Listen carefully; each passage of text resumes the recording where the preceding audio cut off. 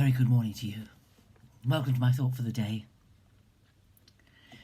Well, I found myself this morning when I woke up thinking, as we are this weekend going to be thinking about the entry into Jerusalem on Palm Sunday by Jesus. Of course, it wasn't Palm Sunday then, but he entered into Jerusalem riding on a donkey. And I found myself this morning thinking about a donkey. And that's because in our daily readings, Terry and I have reached and just passed the story of Balaam and Balak, which is to be found in Numbers 22 in the next 3 chapters. And basically the story is that Balak, who was opposed to the people of Israel, children of Israel that had come out of Egypt, and he wanted them cursed. And he tried to hire Balaam, who was a well-known prophet, a man who knew God. We don't know in what way he knew God, because he was certainly not an Israelite. But he tried to hire him to curse the children of Israel, to put a curse on them. And he sent to Balaam fees for divination with the elders of Moab and the elders of Midian went to Balaam and gave him this money and the message, come and curse these people. And Balaam seeks God and asks what he should do. And God says, don't go with them. You are not to curse these people, for they are blessed. That's in Numbers 22, verse 12. God said to Balaam, you shall not go with them. You shall not curse this people, for they are blessed. So he refuses to go. So they went back, the officials went back to Balak and told him what Balaam had said. And Balaam went on his way, and Balak sent other officials, more numerous, more distinguished than these.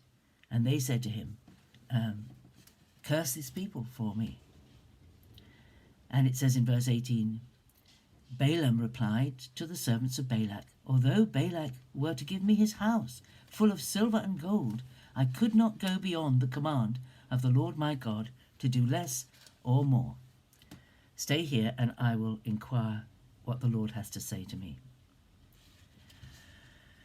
And that night God came to him and said, okay, you can go with them if you must, but don't do anything or say anything that I don't tell you.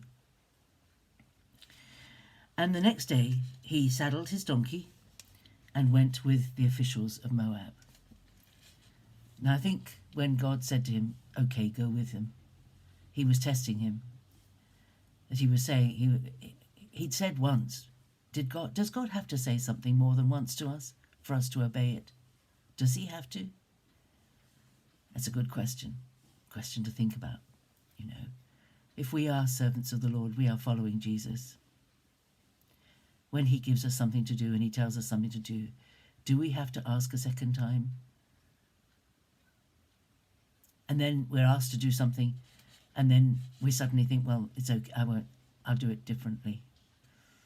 It's a good question. Anyway, God's anger was kindled against him, and he sent his angel. The angel of the Lord stood in the way against Balaam.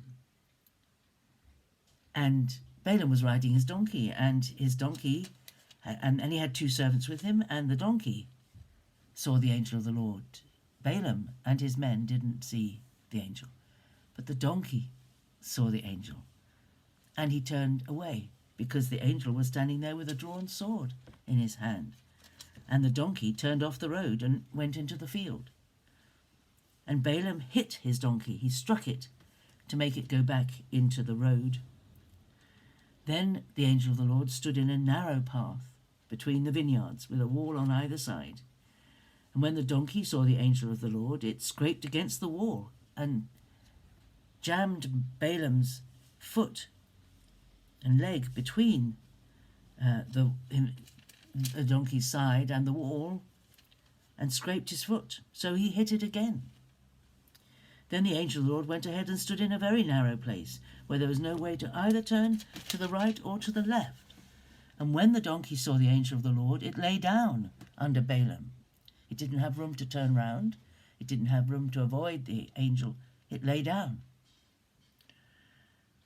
And Balaam's anger was kindled, and he struck the donkey again. And then the Lord opened the mouth of the donkey, and it said to Balaam, "What have I done to you, that you struck me these 3 times?" Now, I don't know about you, but I've got cats. I mean, they do communicate, but sometimes I wish they would actually, instead of mewing, actually say what they want. This donkey suddenly started speaking. Now, we're quite used to cartoons and films that animate animals and give them words to speak.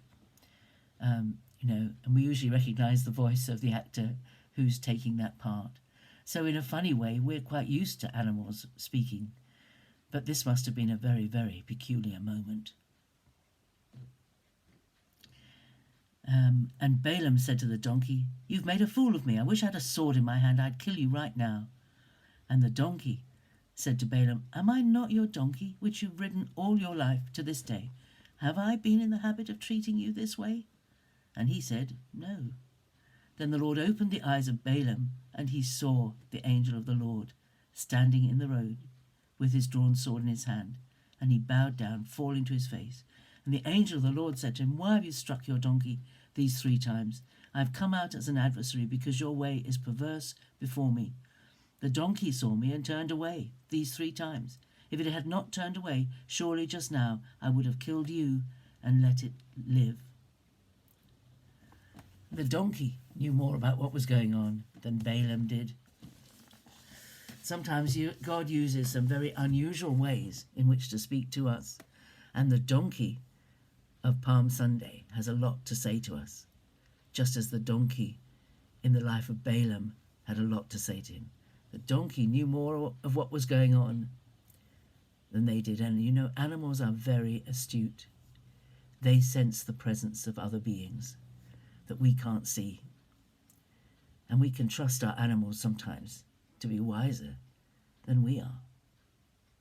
There's something to think about, isn't it? Have a great day. Think about donkeys today and how donkeys feature in the scriptures, and be blessed how God can use the animals around us to speak to us. Have a great day. See you tomorrow.